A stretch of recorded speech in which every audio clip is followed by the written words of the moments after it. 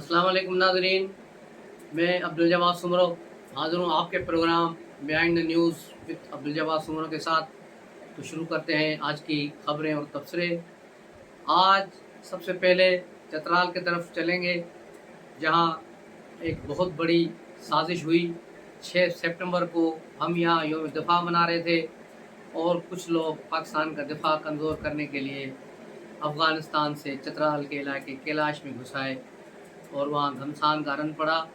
और ये सुबह 5 बजे यानी 6 सितंबर को 5 बजे सुबह इन्होंने चतराल पर हमला किया टीटीपी ने, जिसमें अफ़गानी तालिबान भी शामिल हैं।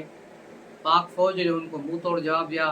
4 जवान शहीद हो गए और तकरीबन 12 तालिबानी दहशतगर्द मारे गए, जिसके बाद उन्हें पसे पुष्ट डाल दिया गया और वो अपने लाशों को छोड़कर वहाँ से भाग खड़े हुए। जिसके बाद सारी लाशों को उठाकर चतराल DHQ हॉस्पिटल ले जाया गया। उसके बाद से वहाँ सूरत हाल कशीदा है। आज तीसरा दिन है, लेकिन फ़ौज वहाँ बढ़ा दी गई है सरहदों पर। तालिबान की पूरी कोशिश है कि किसी तरह टीटीपी पाकिस्तान के किसी हिस्से पर कब्जा करे, चतराल में करे, खैबर में करे, जनूबी वज़ीरिस्तान में करे, फाटा में करे या फिर सवात में जाके करे, ताकि तालिबान वहाँ जाएं और अफ़गानिस्तान वाले कह सकें कि अब ये हमले हमारे तरफ से नहीं, पाकिस्तान के अंदर से हो रहे हैं। लेकिन उनका ये ख्वाब कभी शर्मिंदा ताबीर नहीं होगा। पाक फ़ौज मुस्तैद है और हर जगह पर अब तैनात है। और इसके बाद बॉर्डर भी बंद कर दिया गया है, तोरखम बॉर्डर, जिसके बाद दोनों तरफ गाड़ियों की एक लंबी लाइनें लग गई हैं। लेकिन चतराल पर ये हमला एक बहुत बड़ी साजिश है। और गिलगित बल्तिस्तान में पिछले दिनों हालात ख़राब किए गए और वहाँ शिया सुन्नी फसादात कराने की कोशिश की गई, लेकिन वहाँ अल्हम्दुलिल्लाह पाक फ़ौज ने वहाँ अमन करा दिया।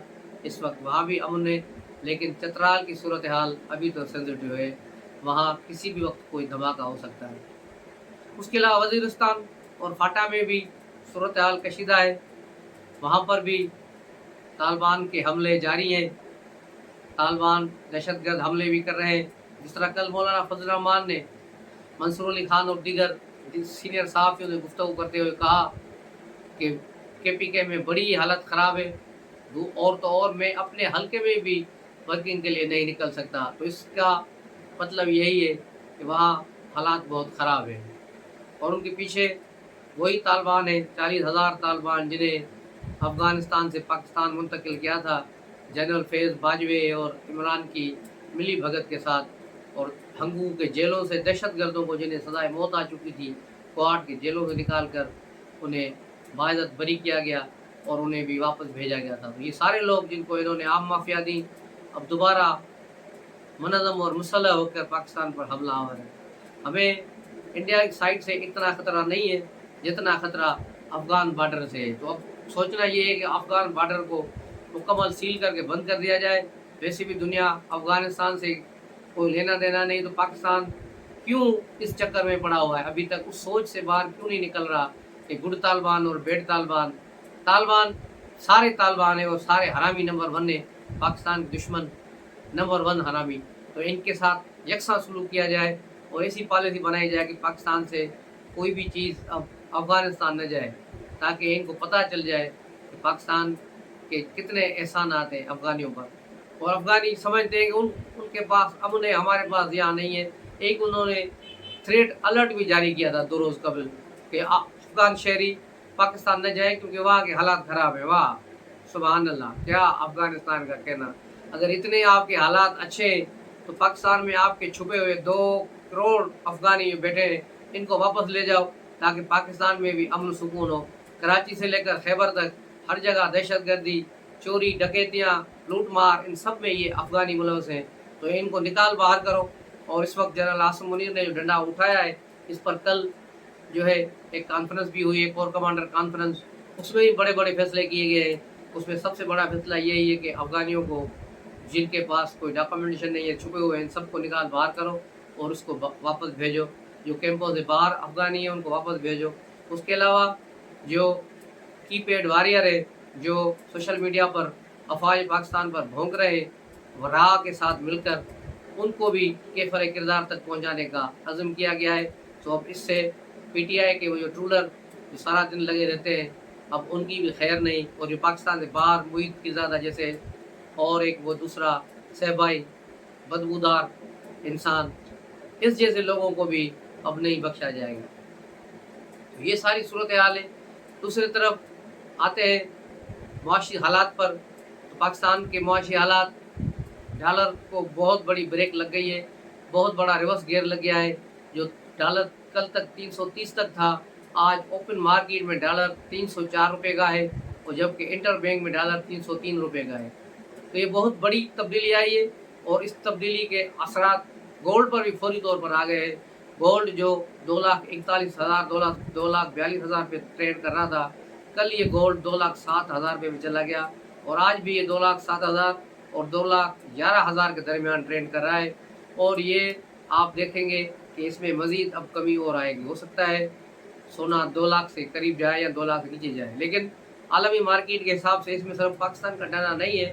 امریکہ کی سب سے بڑی عالمی مارکیٹ جو گولڈ کی ہے، وہاں بھی گولڈ میں بہت بڑی کمی آئی ہے، کیونکہ 5 دن پہلے گولڈ وہاں $1,950 پر اونس تھا، جو آج $1,919 پر اونس پہ چلا گیا ہے۔ تو اس سے بھی آپ اندازہ لگا لیں کہ ایک تو یہاں ڈنڈے نے کام کیا ہے، اوپر سے عالمی مارکیٹ میں ریٹ کم ہو گیا، جس کا نتیجہ یہ نکلا ہے کہ سونا بہت کم ہو گیا ہے، سونے کا ریٹ بہت کم ہو گیا ہے، جو ابھی ہفتہ ڈیڑھ تک شاید اسی پوزیشن پہ رہے۔ لیکن یہی پوزیشن دبئی کی بھی ہے۔ دبئی مارکیٹ میں گولڈ ریٹ جو ہے، ڈالر کا ریٹ کم ہونے سے وہاں بھی 2,22,000 روپے پہ آ گیا ہے۔ یہی ریٹ پاکستان میں ہونا چاہیے، یعنی دبئی کے جو ریٹ ہے گولڈ کا، پاکستان میں بھی لگ بھگ یہ ہونا چاہیے، بلکہ اس سے 1,000-2,000 اوپر ہونا چاہیے۔ لیکن اس وقت اتنی مارکیٹ میں پینک پھیلی ہوئی ہے کہ یہ گولڈ بہت نیچے چلا گیا ہے۔ تو یہ تھی گولڈ کی اور ڈالرز کی خبریں۔ جو لوگوں ابھی تک ڈالر کو چمٹے ہوئے ہیں، اسے فوراً بھیج دیں، اپنی جان چھڑائیں، کیونکہ ڈالر ابھی مزید اور نیچے جائے گا، کیونکہ ابھی سعودی گورنمنٹ سے بھی $1 ارب اور ملنے کا ہے، اس کا اعلان شاید سعودی ولی عہد پاکستان آ کر کریں گے۔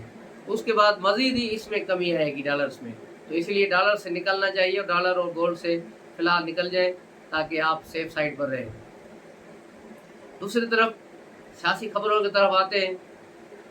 ایک بار پھر آج سپریم کورٹ نے، بندیال کورٹ نے اپنی ساس کا فیصلہ منوا لیا۔ ساس جیت گئی، آئین اور قانون ہار گیا۔ ساس کی آس جیت گئی کہ اس نے جو فیصلہ دیا ہے کہ 3 ججوں پر، جس پر گورنمنٹ نے اعتراض کیا تھا کہ ان کی تو آڈیو لیکس ہے، یہ کس طرح فیصلہ کر سکتے ہیں، تو پھر بھی انہوں نے کہا کہ نہیں، ہم فیصلہ کریں گے۔ تو اس کیس کو بندیال دبائے بیٹھے تھے کہ گورنمنٹ جائے تو پھر اس کا فیصلہ دوں گا۔ جیسے ہی گورنمنٹ گئی، آج اس کا فیصلہ دیا ہے، اور اس میں بڑا چڑھا کر باتیں کی ہیں کہ مجھے بڑا دھمکایا گیا، وزیروں نے مجھے یہ کیا، وزیروں نے مجھے وہ کیا، میرے باہر آ کر بڑا احتجاج مظاہرہ کیا گیا۔ تو بھائی اس وقت کیوں ہی تم بولے، اس کے دوسرے دن ہی عدالت لگاتے، لیکن تم ڈر کے چھپ کے بیٹھ گئے، اور یہ تمہارے ڈر اور بزدلی کی تانے تو کل تمہارے ہمدرد وکلا کا جو کنونشن ہوا اسلام آباد میں، اس میں بھی سنائی دے رہے تھے، اور بندیال کے خلاف نعرے بھی سنائی دے رہے تھے۔ یہی کنونشن جو کل ہوا، جس کا بنیادی مقصد وکلا تحریک کا اعلان کرنا تھا، لیکن کہاں اعلان کریں، 200-300 وکلا کیا کر سکتے ہیں؟ ان کے پیچھے کوئی بڑی لابی ہے؟ عمران خان اور پی ٹی آئی کے علاوہ پیسہ کون ان کو دے رہا ہے، فنڈنگ کون کر رہا ہے؟ لیکن وکلا کے نہ ہونے کی وجہ سے یہ کسی ڈیٹ کا اعلان نہیں کر پائے، اب صرف ایک ہڑتال کا اعلان کیا ہے، اس کے علاوہ کچھ بھی نہیں۔ تو یہ نہیں لگتا کہ کوئی آگے جا چل کر کوئی بندیال گروپ کوئی بڑا وبال کرے گا۔ یہ حامد خان گروپ والوں کی میٹنگ تھی، اس میں آسمان جہانگیر گروپ کا کوئی وکیل شامل نہیں تھا، کہیں پر بھی آسمان جہانگیر گروپ کے کسی بھی وکیل نے کوئی مظاہرہ نہیں کیا۔ یہ حامد خان گروپ تھا، پروگریسو گروپ جسے کہتے ہیں، اعتزاز احسن اور گنجا شیطان وہ بھی اس کا ممبر ہے۔ یہ سارے لوگ مل جل کے یہ کام کر رہے تھے، لیکن کل کا ان کا سیمینار جو تھا وہ فیل ہو چکا ہے۔ اس کے بعد کل جسٹس بابو ستار نے اسلام آباد کے ڈی سی اور ایس پی کو توہین عدالت کا شوکاز نوٹس جاری کر دیا، اور ان پر فرد جرم بھی عائد کر دی، جس کے بعد اسلام آباد انتظامیہ نے کام کرنا چھوڑ دیا ہے، اور کہا ہے کہ اس طرح اگر انہیں کام سے روکا جائے گا، انتظامی معاملات میں عدلیہ غیر ضروری مداخلت کرے گی، تو پھر ہم کام نہیں کریں گے۔ تو اسلام آباد میں بھی یہ بڑا گند پڑ گیا ہے، اب دیکھنا یہ ہے کہ آگے جا کر یہ کیا ہوتا ہے۔ دوسری طرف پنجاب حکومت نے شاہ خرچیوں کا طوفان برپا کیا ہوا ہے۔ اب लाहौर हाई कोर्ट के 11 गरीब जजों को 36 करोड़ रुपए का कर्ज दे दिया है, जो 12 साल में वो वापस करेंगे और बगैर सूद के। कोई सूद उन्होंने नहीं देना। घर बनाने के सिलसिले में उनको 36 करोड़ रुपए दे दिए गए हैं। ये 36 करोड़ काश बिजली के बिलों के जो गरीब बिल नहीं दे रहे उनमें डाल दिए जाते तो कम से कम गरीब की घर का 3 महीने कोई बत्ती जलती। लेकिन वहाँ अंधेर मचा हुआ है। बजाय उनको रिलीफ देने के अब लोगों के घरों की बिजलियाँ काटी जा रही हैं, लोगों की गिरफ्तारियाँ शुरू कर दी गई हैं और बहुत से मामला कर दिए गए हैं। तो अब सूरत हाल दूसरी तरफ जा रही है, क्योंकि इनके पास रिलीफ देने के लिए कुछ नहीं है। IF ने वे ठेंगा दिखा दिया है और कहा है कि किसी किस्म का रिलीफ न दिया जाए। उल्टा सुई गैस में 50% जो है टैरिफ बढ़ाया जाए, ताकि आपका जो है करंट रेशो जो उसका कम हो, जो 2000 अरब रुपए से बढ़ चुका है। उसके अलावा PIA स्टील मिल को फ़रोख्त भी किया जाए। तो ये सारी चीज़ें की जाए ताकि आप पाकिस्तान के ख़जाने पर बोझ कम हो। तो ये सारी सूरत हाल आप देख रहे हैं, ये सारी होंगी और इंतखाबात से पहले बहुत सी चीज़ें बिक जाएंगी, बहुत से नई नई चीज़ें सामने आएंगी, क्योंकि साबका हुकूमत यानी PDM अलायंस मौजूदा हुकूमत को बड़े अख्तियारात दे गया है और अपने हाथ कटा दिए हैं। तो इंतखाबात दूर दूर तक नहीं है। फ़िलहाल इम्प्लीमेंटेशन होगी, इकनॉमिकल जो है डिसीजन होंगे। जो इन्होंने एक कमेटी बनाई है उसके तहत इन्वेस्टमेंट बाहर से आ रही है, उसको संभाला जाएगा, उस पर काम होगा और जब इस्तेहकाम होगा तो फिर कोई चीज़ इलेक्शन की तरफ जाएगी।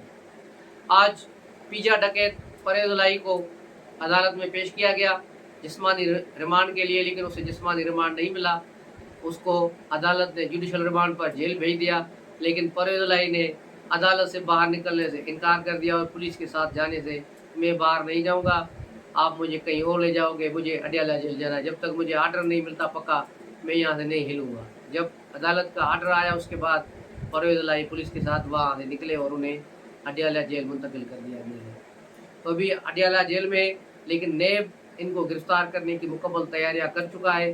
जैसे ही कोई अदालत अब इसे छोड़ेगी यहाँ से इस केस से कि ये इसको बाहर निकालो, तो उसी वक्त फ़ौरन नेब परवेज़ इलाही को अपनी कस्टडी मिलेगी। मोहम्मद खान भट्टी को पहले ही वो ले चुकी है, जो इमरान खान का परवेज़ इलाही का तोता है, और उसने बहुत सी चीज़ें बोल दी हैं।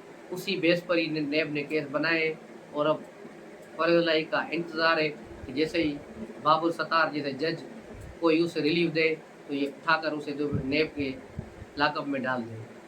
तो ये थी आज की खबरें। तो मिलते हैं अगले व्लॉग में, तब तक के लिए इजाज़त दीजिए। अस्सलाम वालेकुम।